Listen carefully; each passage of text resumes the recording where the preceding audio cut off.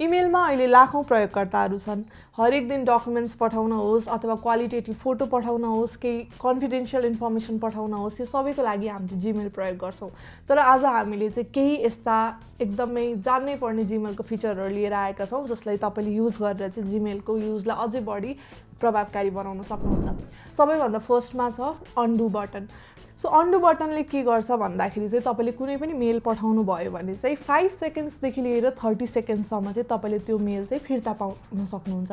त्यो undo button भन्ने तपाईँले मेल पठाउने बित्तिकै अन्डु भनेर आउँछ, त्यसमा क्लिक गर्नुभयो भने चाहिँ त्यो पठाइएको मेल पनि तपाईँकै फेरि इनबक्समा फिर्ता आउने गर्दछ। यसले गर्दाखेरि चाहिँ कहिलेकाहीँ हामीले हतारमा नपठाउनु पर्ने मान्छेलाई मेल पठाइदिएको हुन सक्छौँ अथवा गलत मेल पठाइदिएको हुन सक्छौँ।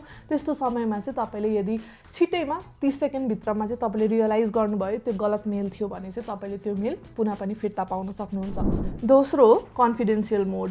सो कन्फिडेन्सियल मोडमा के हुन्छ भन्दाखेरि यो जीमेलको एउटा स्मार्ट फिचर हो। यसले गर्दाखेरि चाहिँ तपाईँले कन्फिडेन्सियल मोडमा पठाउनु भएको मेलहरू चाहिँ न प्रिन्ट गर्न सकिन्छ, न फरवर्ड गर्न सकिन्छ, न हुन्छ त्यसलाई कुनै पनि तरिकाले मिसयुज गर्न सकिँदैन।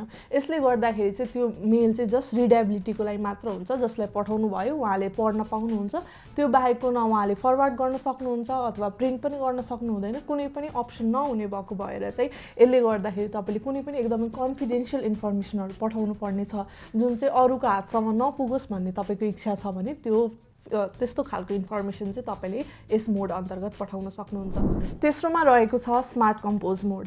स्मार्ट कम्पोज मोड चाहिँ अहिले अब एआईसँग पनि त्यसलाई इम्बेड गरिएको छ, जसले गर्दाखेरि चाहिँ तपाईँले एक क्लिकमा नै ओभरअल मेललाई जेनेरेट गर्न सक्नुहुन्छ। यसले गर्दाखेरि चाहिँ अब तपाईँले टाइप गरिराख्नु पर्दैन I am here by sending you this mail भन्ने खालको जुन हामीले अरू बेला चाहिँ फर्मालिटी गर्ने गर्छौँ मेलमा, त्यस्तो गर्नु पर्दैन। मात्र एक क्लिकमा चाहिँ स्मार्ट कम्पोजले ओभरअल मेलमा लेख्नुपर्ने कुरा सबै जेनेरेट दिने गर्दछ। यसले गर्दाखेरि चाहिँ सहज रूपमा हामीले छिटै मेल पठाउन पनि सक्ने भयौँ र धेरै समय पनि खेर नजाने भयो। अर्को जीमेलमा रहेको छ स्नुज फर लेटर अप्सन।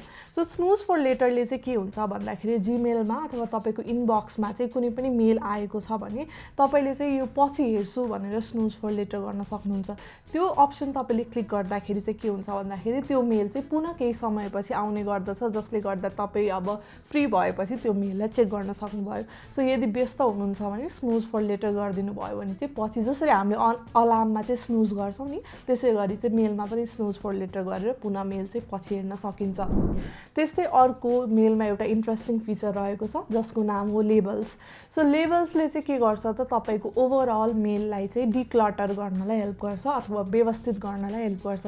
किन भन्दाखेरि अब मेलमा हाम्रो दिनौँ कति धेरै मेल आइरहेको हुन्छ नि होइन, हन्ड्रेड्स अथवा थाउजन्ड्स अफ मेल पनि इभन आइरहेको हुन्छ र कुनलाई कुन क्याटेगोरीमा राख्ने, कुनलाई कुन लेभलमा राख्ने भनेर म्यानेज गर्नलाई अलिकति गाह्रो हुनसक्छ। त्यही भएर चाहिँ हामीले लेभल्स फिचर युज गऱ्यौँ भने चाहिँ अब तपाईँले सोसियल मिडियामा आएको मेल एकतिर, त्यसै गरी तपाईँको इनबक्समा आएको जेनरल मेलहरू एकतिर गरेर तपाईँले डिफ्रेन्ट क्याटेगोरिजमा छुट्याउन सक्नुहुन्छ, जसले गर्दाखेरि चाहिँ कुन क्याटेगोरीको मेल तपाईँले हेर्नुपर्ने छ भनेर पनि थाहा हुने गर्दछ।